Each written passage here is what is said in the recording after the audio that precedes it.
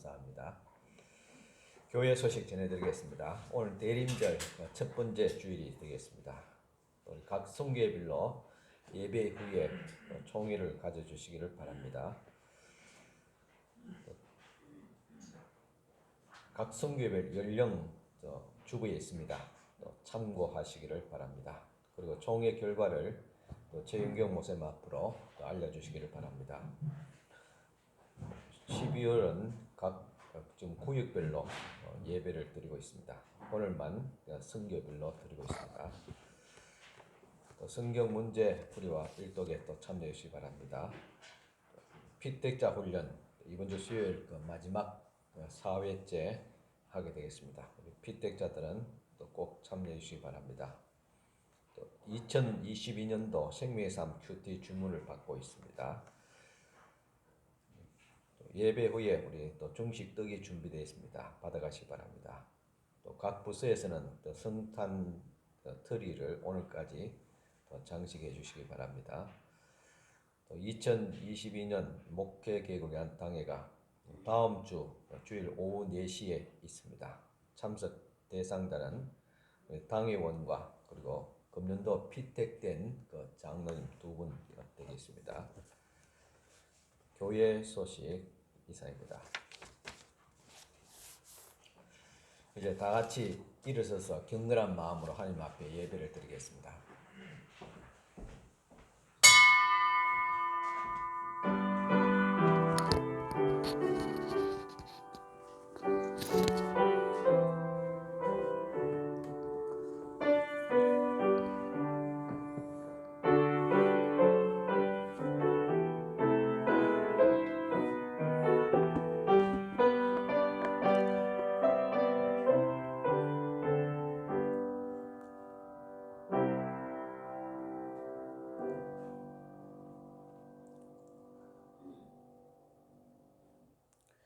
예수께서 12 제자에게 이르시되 너희도 가려느냐?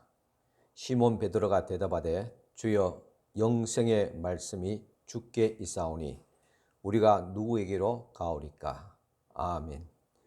오늘도 우리에게 생명의 말씀 또 구원의 말씀을 주시는 하나님 앞에 나와서 예배를 드립니다. 우리의 예배를 주님께서 기쁘게 받아주시고 또 한 주간 동안 힘겹게 때론 치열하게 살아온 우리 모든 성도들을 위로하여 주옵시고 하나님의 말씀과 성령의 감동하심을 통해서 위로받고 또 다시 힘을 얻어 힘차게 또 한 주간을 살아갈 수 있도록 도와주시옵소서. 지친 영혼에 주께서 새로운 힘을 공급하여 주옵시고 연약한 무릎을 다시 굳게 세워주시사 주님의 길을 또 십자의 길을 담대하게 나아갈 수 있도록 인도하여 주시옵소서. 이 시간도 주님 앞에 귀한 예물 먼저 올려드립니다.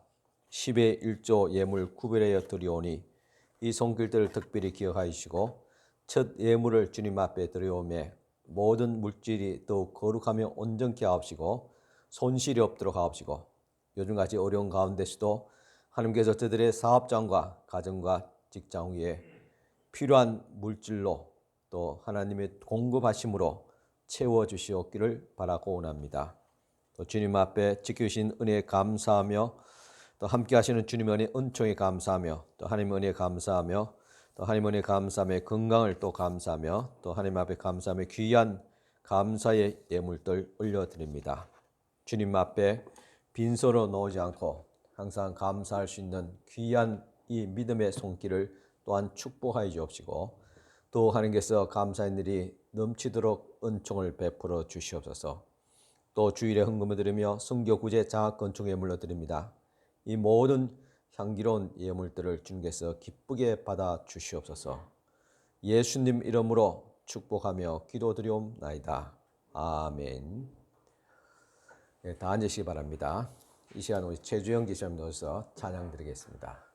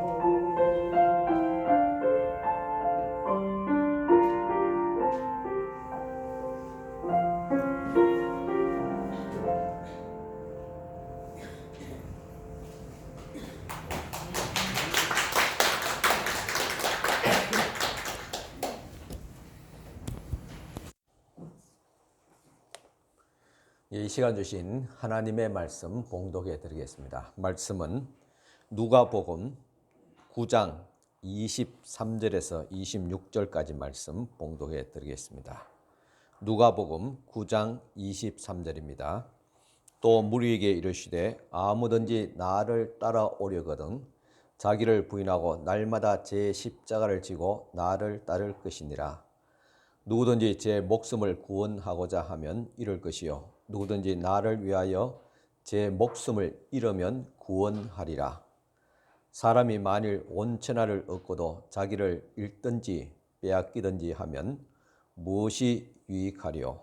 누구든지 나와 내 말을 부끄러워하면 인자도 자기와 아버지와 거룩한 천사들의 영광으로 올 때에 그 사람을 부끄러워하리라. 아멘.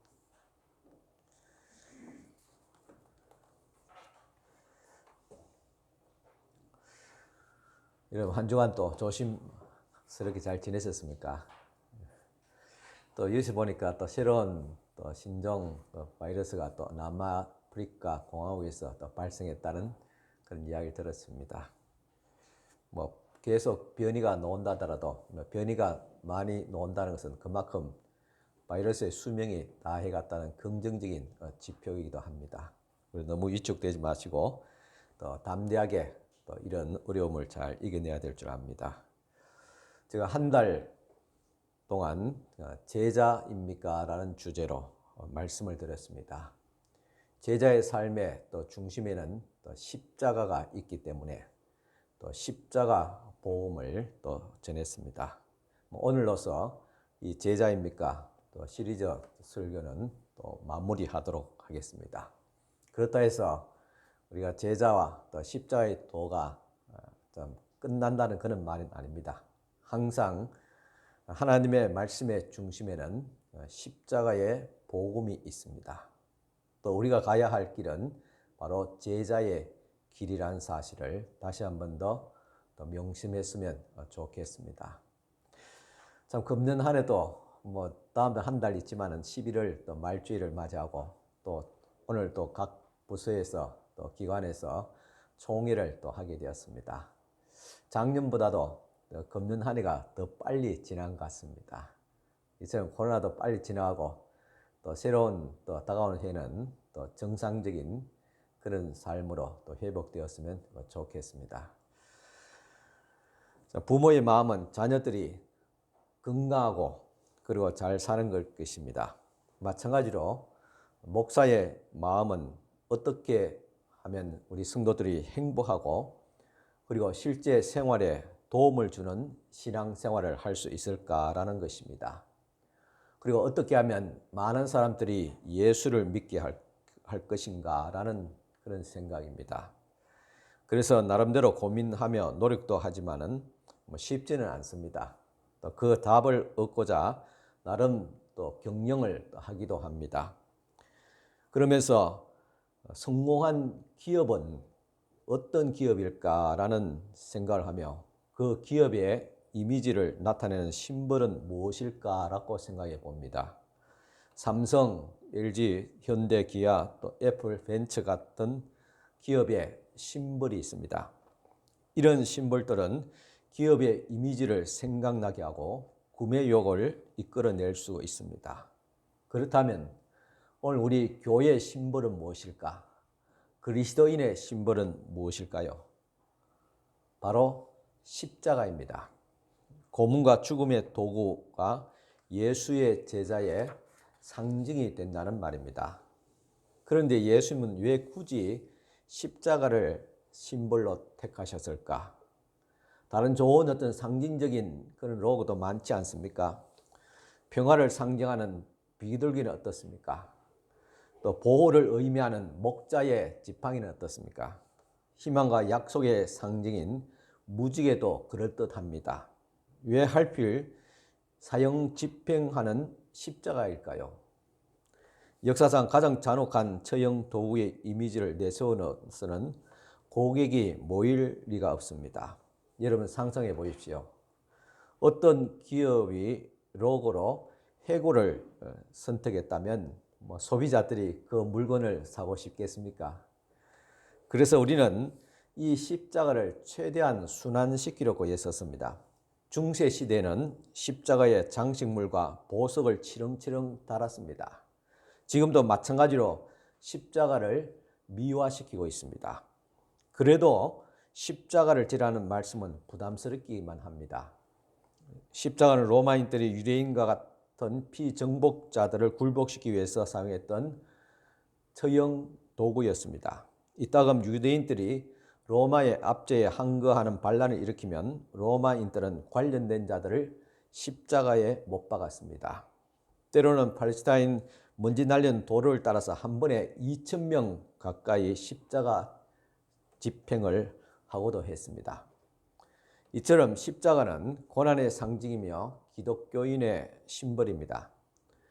그래서 고난이 없이는 예수를 믿을 수 없다는 것을 보여주고 있습니다. 편안하게 십자가를 짊어질 방법은 없습니다. 십자가는 어디로 매나 고통스럽기는 맨 한 가지입니다. 그런데 고난은 예수님을 제대로 따르지 못한 사람들에게 온다고 믿는 사람들이 의외로 많습니다. 욥의 세 친구들이 그리했고 오늘날도 많은 성도들이 그런 생각을 가지고 있습니다. 하나님의 아들 예수 그리스도를 따르면 만사가 다 순조롭게 풀려야 되는 것이 정상이 아닌가. 이 말은, 고난이 온다는 말은 뭔가 잘못된 것이고 아니면 예수를 잘 못 믿기 때문이라 그렇게 생각하는 쓰레기 신학도 있습니다. 하지만은 성경이 말한 현실은 전혀 다릅니다. 예수를 따르기로 결심한다는 것은 때론 참을 수 없을 이만큼 고통스러운 십자가를 감내해야 한다는 것입니다. 예수님을 따르면 희생이 따르는 뉘앙스를 풍기는 성경 구절들이 많습니다. 몇 가지 예를 들겠습니다. 누가복음 6장 22절, 인자로 말미암아 사람들이 너희를 미워하며 멀리하고 욕하고 너희 이름을 악하다 하여 버릴 때에는 너희에게 복이 있도다. 디모데후서 3장 12절, 무릇 그리스도 안에서 경건하게 살고자 하는 자는 박해를 받으리라. 빌립보서 1장 29절, 그리스도를 위하여 너희에게 은혜를 주신 것은 다만 그를 믿을 뿐 아니라 또한 그를 위하여 고난도 받게 하려 하심이라고 했습니다. 요즘 저를 자꾸만 일깨워주는 질문이 하나 있습니다. 아무런 고난과 희생 없이도 예수님을 믿으려고 하지는 않는가? 예수를 따름을 말미암아 무엇을 잃은 적은 없는가? 예수님을 인하여서 사람들의 관계가 깨어진 적은 없었는가? 예수님을 따르기 위해서 성공도 포기한 적이 없는가? 예수님 때문에 휴가를 반납하거나 아니면 월차를 내본 적은 있는가? 믿음으로 인해서 조롱을 받은 적은 있는가? 꼭 목숨이 위태로운 상황에 있어야만 되는 것이 아닙니다. 그리스도와 그분의 몸된 교회를 위해서 내가 수고를 하고 있는가? 아무것도 이런 것이 없다면 진정으로 십자가를 짊어지고 간다고 말할 수가 없습니다. 여러분들도 잠시 고민하면서 한번 대답해 보시기 바랍니다. 예수님 때문에 뭔가 희생한 것은 없는가? 희생이 없다면 최소한 약간의 불편함이라도 겪지 않았다면 십자가를 지고 가지 않을 가능성이 많습니다. 오늘 각 선교에서 기관들이 총회를 합니다. 그리고 연말이 되면 각 부서의 일꾼들을 임명합니다. 임원을 맡거나 부서에서 봉사한다는 것은 때로는 부담스러울 수도 있습니다. 하지만 이렇게 섬기는 것이 십자가를 지는 것이라면 아니, 십자가를 지는 것이 맞습니다. 이런 섬김이 없이 십자가를 지고 예수님을 따른다고 말할 수가 없습니다. 궁극적으로 십자가는 죽음의 심벌이었습니다. 예수님이 해골꽃이란 뜻의 골고다 언덕에 이르시자 병사들이 가로로 된 그 십자가를 받아서 세로의 대에 붙여서 십자가를 완성하게 됩니다. 곧이어서 예수님의 손이 십자가에 못 박히게 됩니다. 그 다음에는 병사들이 예수님의 발에 못을 박았습니다. 몇 시간 뒤에 옆구리에 창을 꽂아서 죽음을 확인했습니다.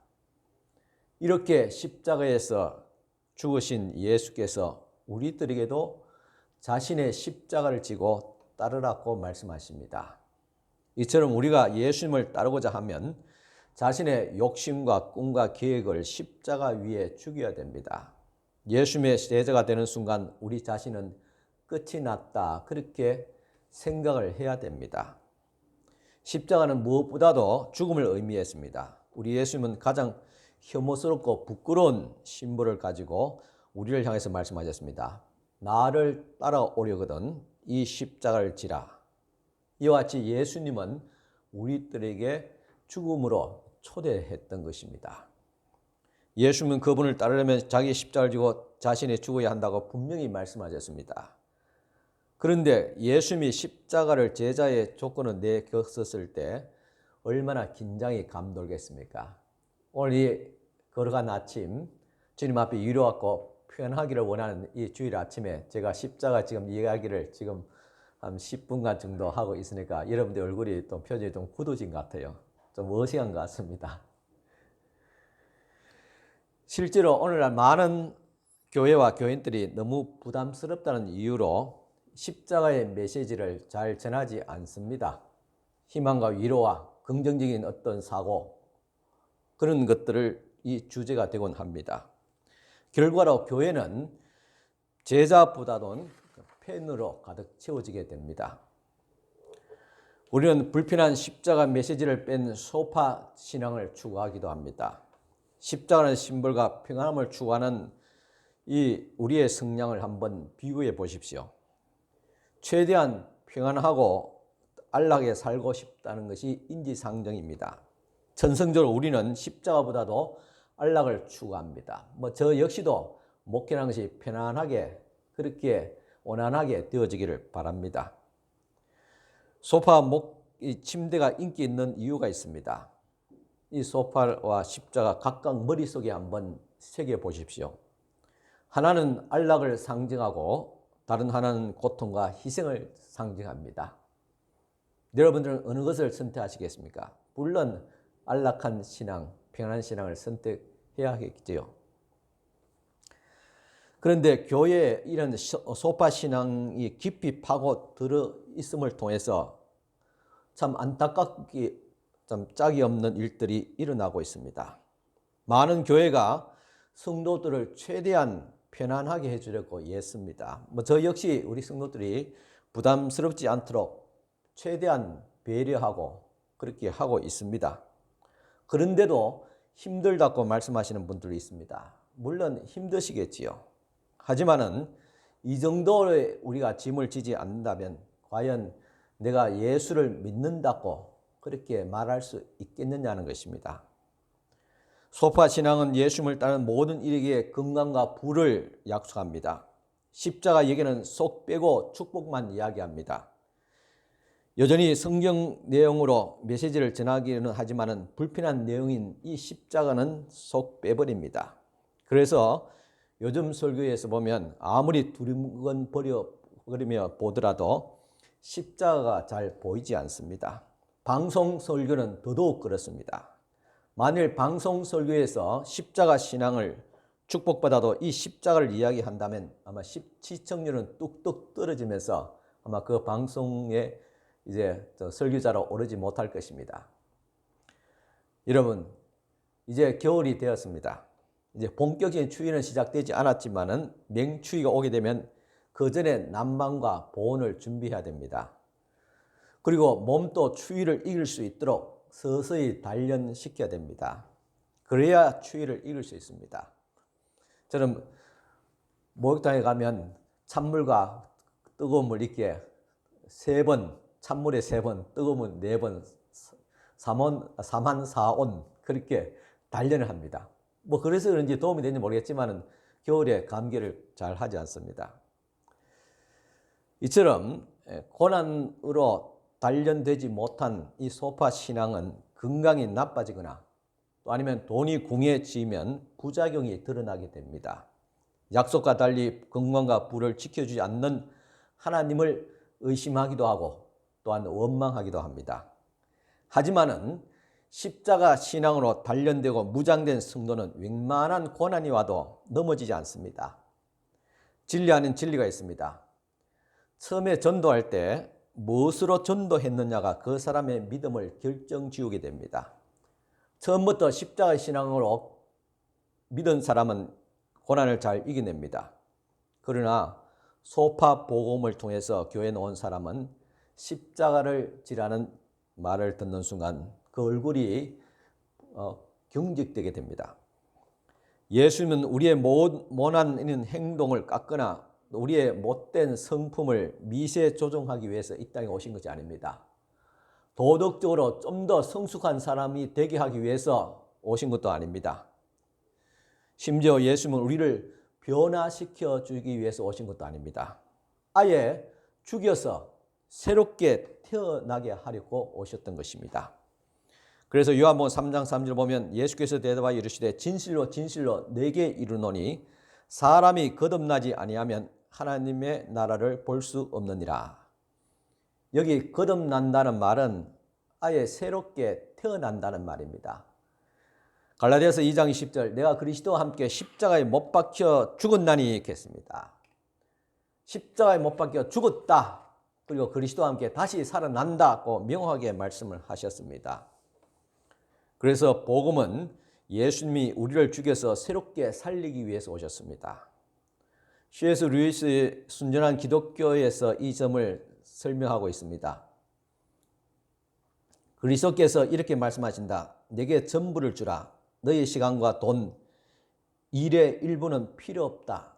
나는 너를 원한다. 나는 너의 육신을 고문하기 위해서가 아니라 죽이기 위해서 왔노라. 미봉책은 전혀 소용이 없다. 여기저기 가지치기 해봐야 소용이 없다. 나는 나무 전체를 쓰러뜨리기를 원한다. 이빨을 갈아내거나 금을 씌우거나 구멍을 메어봐야 그때뿐이다. 아예 뽑아내야 한다고 했습니다. 그렇습니다. 그래서 기독교의 슬로건은 매일 죽어라는 것이고 그 심벌은 십자가입니다. 저는 나름 죽은 사람들을 여러 사람 봤습니다. 먼저 영안실에 들어가서 시신을 보기도 했습니다. 그리고 가족 곁에서 그들의 아버지자 남편의 마지막 숨을 내뱉는 모습도 지켜보았습니다. 열린 관 옆에 서서 친구와 가족들의 작별 인사하는 것도 지켜보았습니다. 좀 기괴하게 들을지 모르겠지만 그런 경험을 통해서 저는 죽은 사람들의 공통점 몇 가지를 발견하게 되었습니다. 죽은 사람은 남들의 이목에 신경을 쓰지 않습니다. 죽은 사람은 멋진 옷에 아무런 관심이 없습니다. 죽은 사람은 은행 계좌에 돈이 얼마나 들었는지도 관심을 가지지 않습니다. 죽은 사람은 성공에 연연하지 않습니다. 요컨대 죽음은 자신의 전부를 다 온전히 내려놓는 것입니다. 죽음은 삶에 더 이상 미련이 없어지게 됩니다. 십자가를 지고 따르라는 말씀이 바로 이렇게 되는 것입니다. 그러면 비로소 우리 안에 그리스도가 살아나게 됩니다. 내 안에 그리스도가 없어요. 하나님이 보이지 않아요. 그렇게 말씀하시는 분도 있습니다. 그렇다면 다시 묻습니다. 내가 얼마나 죽었는가? 내가 진짜 죽었는가를 먼저 물어봐야 할 것입니다. 십자가를 지고 따르는 이 말씀이 바로 이렇게 되는 것입니다. 그러면 비로소 우리 안에 그리스도께서 살아나게 됩니다.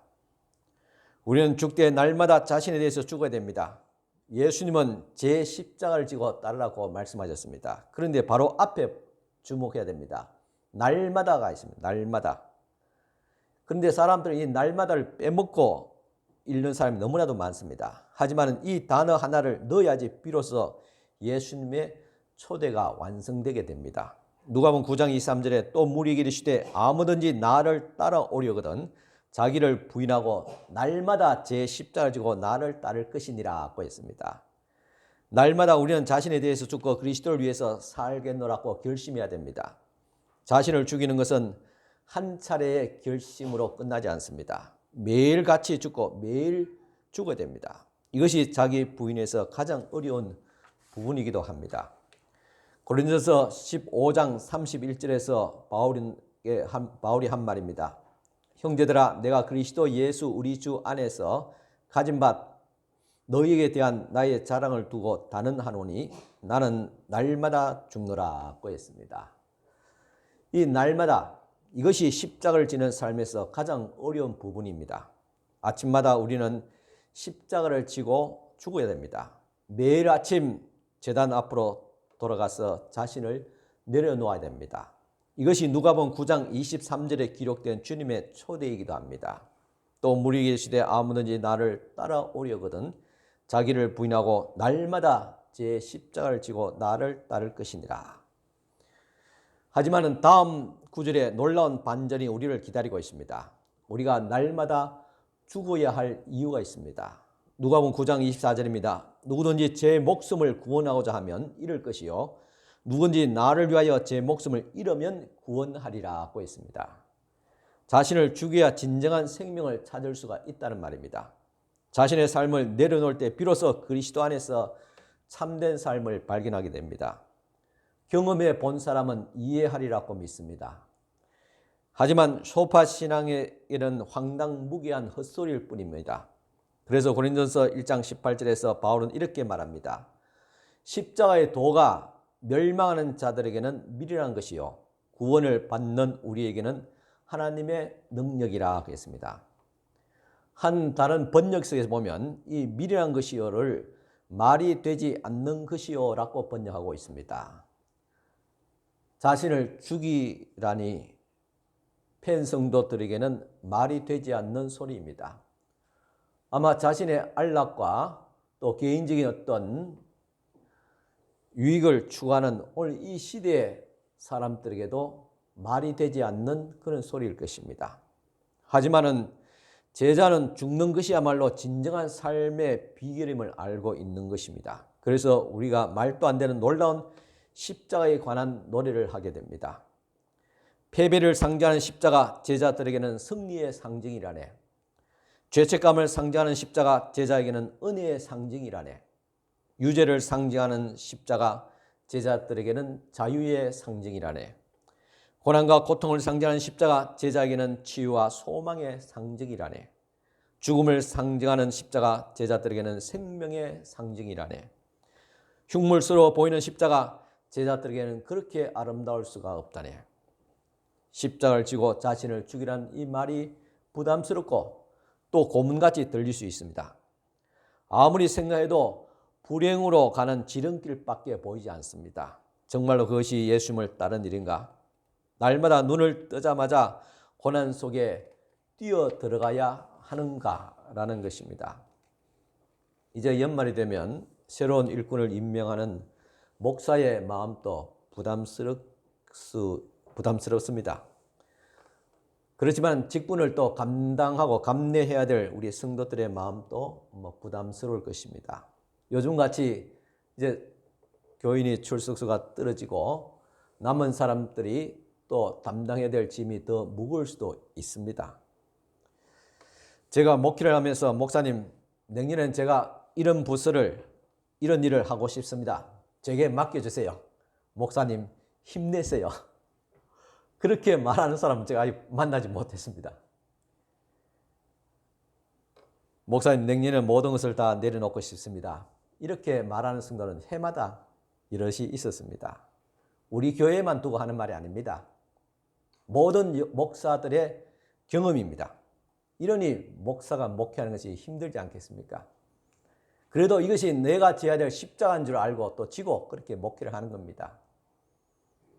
우리 성도들이 이제는 모든 것을 내려놓고 좀 쉬고 싶다는 그 마음을 충분히 이해합니다. 저도 동일한 마음이 들 때가 많기 때문입니다. 하지만은 장차, 곧 우리 주님 앞에 서게 될 것인데, 너는 너의 십자가를 지고 끝까지 잘 따라왔느냐는 주님의 그 물음에 부끄럽지 않게 대답하기 위해서라도 오늘 나의 십자가를 지고 따라가는 것입니다. 주님이 말씀하시는 영광스러운 십자가가 또 이 십자가 신앙이 막연한 것이 아닙니다. 추상적인 것이 아닙니다. 고귀한 것도 더더욱 아닙니다. 바로 이렇게 우리의 삶의 현장에서 주님의 몸된 교회의 직분을 통해서 구체적으로 지고 가는 것입니다. 하지만은 쉽지는 않을 것입니다. 그래서 더욱 가치가 있는 것입니다. 여러분, 쉽게 얻어지는 것은 가치가 없습니다. 저도 사는 것이 너무 힘들 때는 욥처럼 오늘 밤이 마지막이라면 고통이 끝나지 아니할까. 그래서 내일 아침에 눈을 뜨지 않으면 좋겠다는 생각들을 문득 하게 됩니다.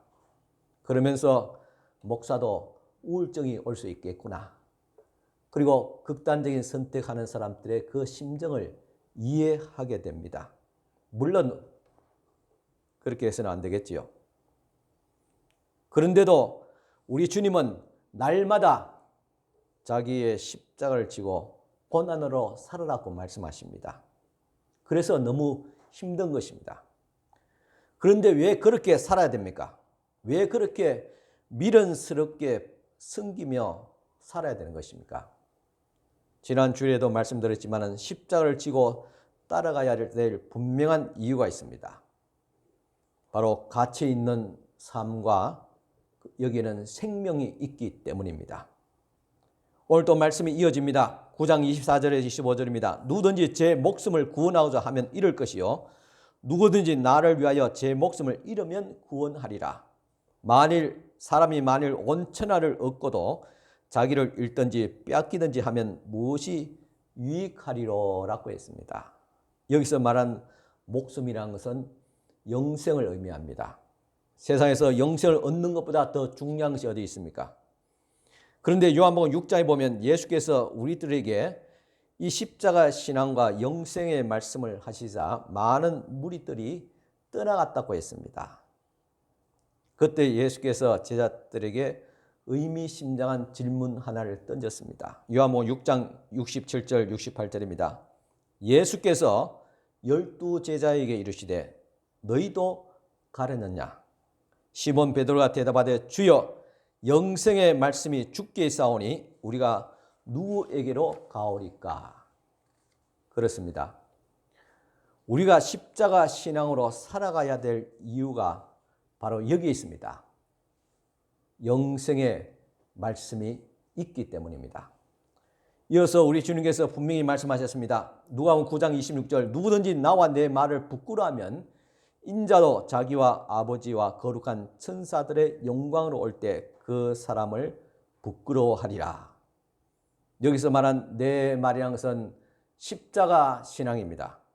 그리스도와 함께 그리스도의 몸된 교회를 위해서 사역의 짐을 지지 않는다면 마지막 날 주님께서 오실 때 그를 부끄러워할 정도로 모른 척하고 부끄럽게 할 것이란 말씀이 되겠습니다.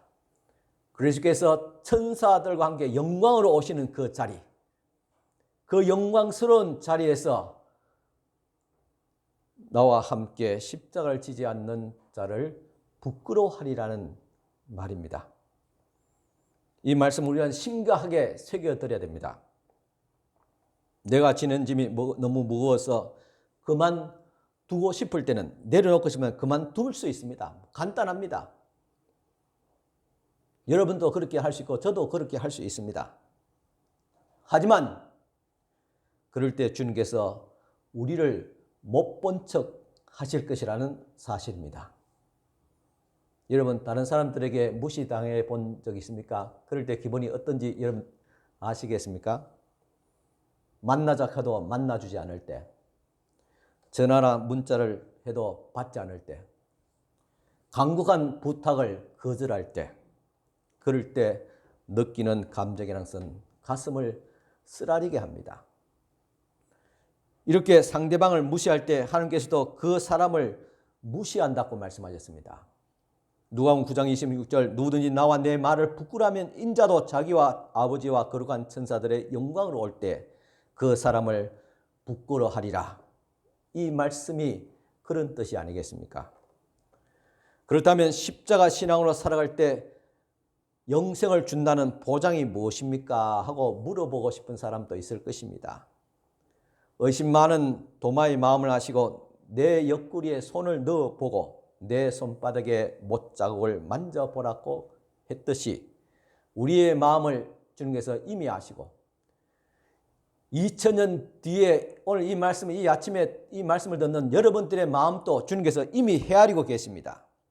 그래서 이렇게 말씀하셨습니다. 누가복음 9장 27절 내가 참으로 너희에게 이르노니 여기 서 있는 사람 중에 죽기 전에 하나님의 나라를 볼 자들도 있느니라.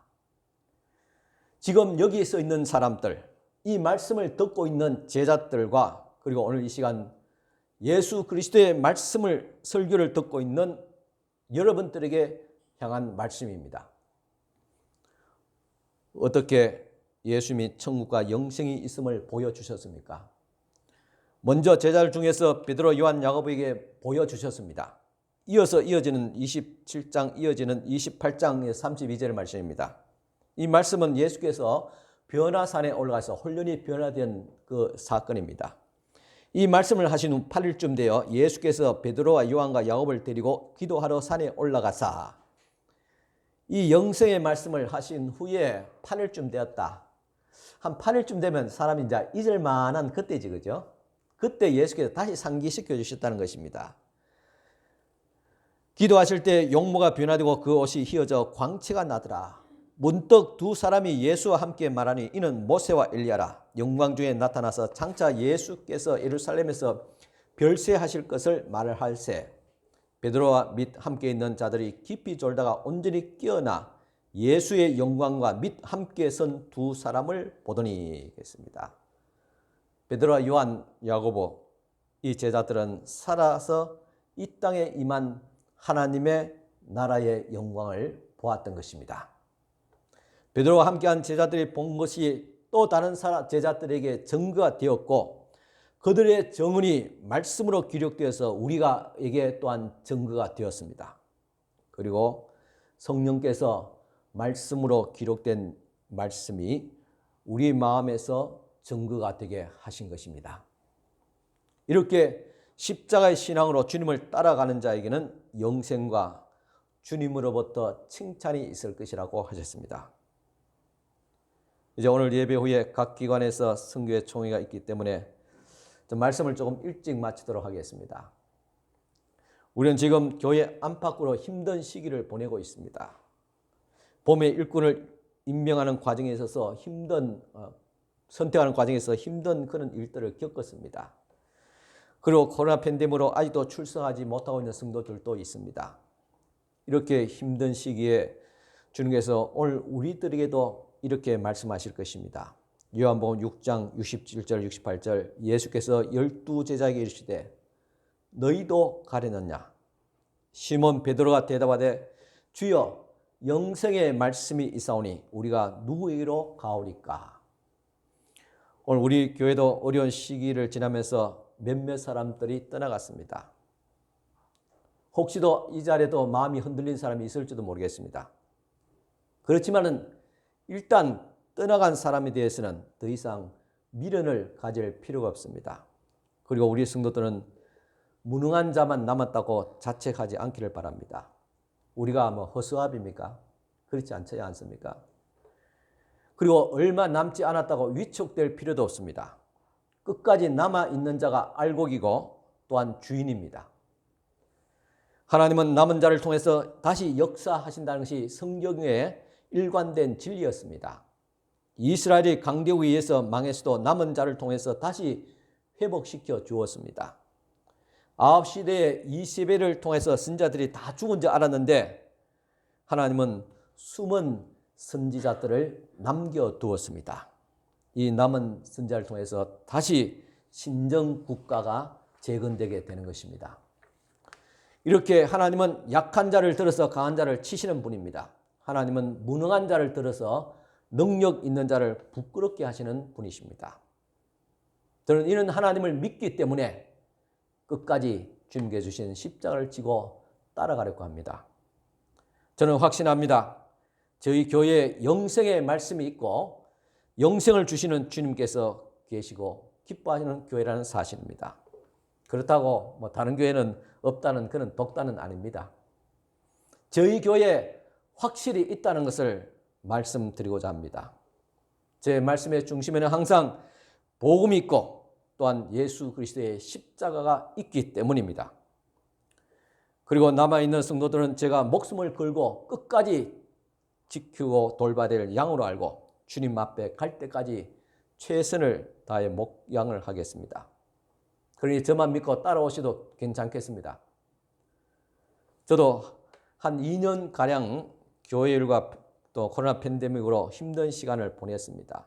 그러면서 욕과 같이 이 지루하고 힘든 시간이 언제 끝납니까 하고 하소연해 보기도 했습니다.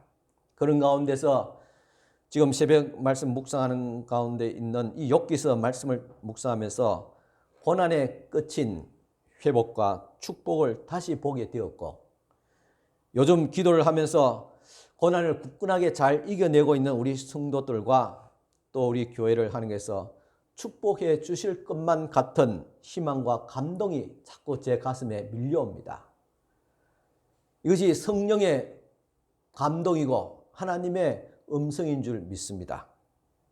그 회복과 그 축복의 자리를 함께 만들어 갈 수 있기를 바랍니다. 오늘 우리 총회를 잘 가져주시고, 또 사람도 많지 않잖아요. 보면 아시겠지만 적은 사람이라도 마음을 모아서 이렇게 다 참여해서 또 이 총회를 잘 해주시기 바랍니다. 또 보면 그 사람이 그 사람이고, 그래서 뭐 별 또 뭐 할 사람이 별로 없다면 금년에 그대로 뭐 임원 내년에도 계속 연임해도 괜찮습니다. 뭐 어차피 금년에 뭐 할 일도 별로 없었잖아요.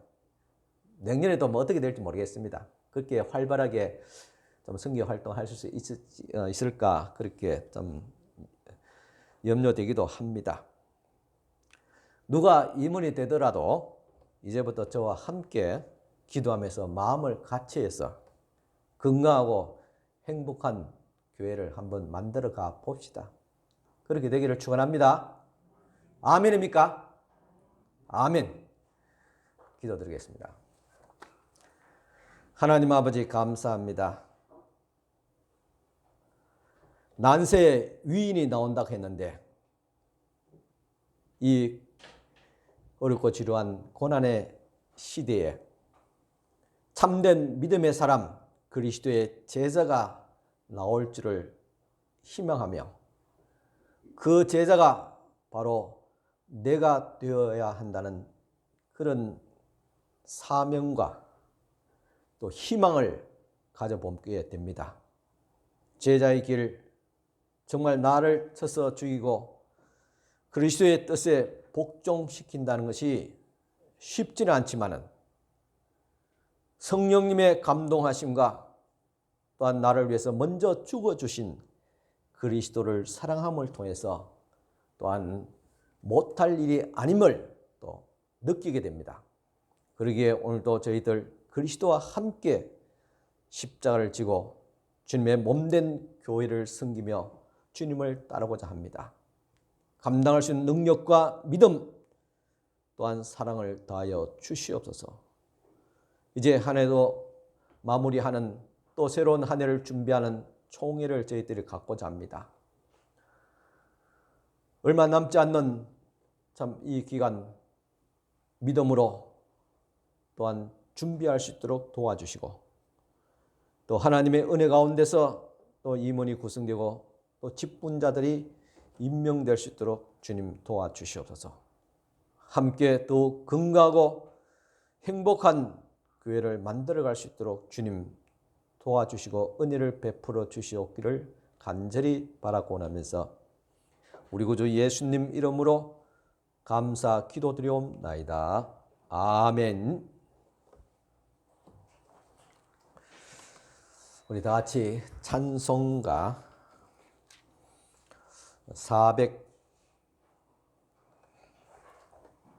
459장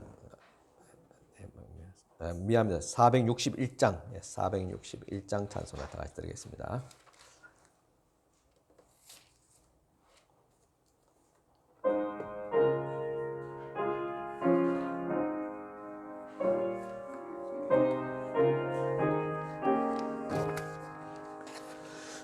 십자가를 질 수 있나 주가 물어보실 때 죽기까지 따르오리. 성도 대답하였다.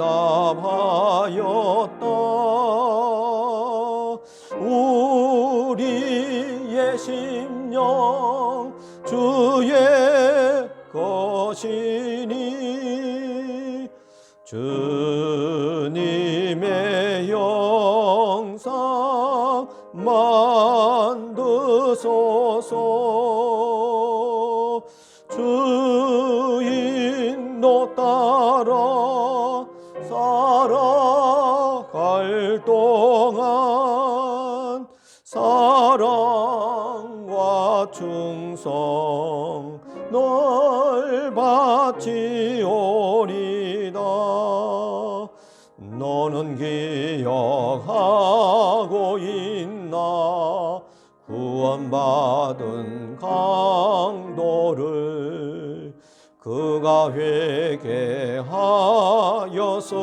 때 낙원 허락받았다. 우리의 심령 주의 것이니 주님의 영상 만드소서. 주 인도 따라 살아갈 동안 사랑과 충성 널 바치오리다. 걱정 근심 모든 것을 너를 둘러 덮을 때 주께 내 영 맡기겠나. 제우성리 믿으면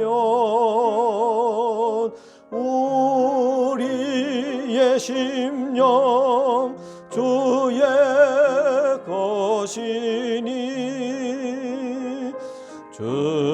주님의 영상 만드소서. 주 인도 따라 살아갈 동안 사랑과 충성 널 바치오리다. 이런 일 다 할 수 있나 주가 물어보실 때 환자 바울처럼 손떠 대답하리라.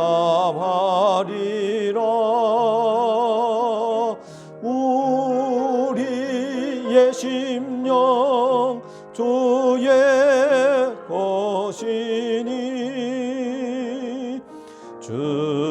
주님의 영상 만드소서.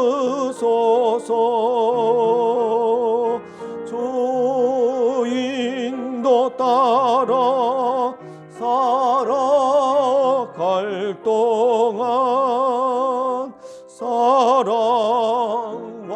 충성 널 바치오리다.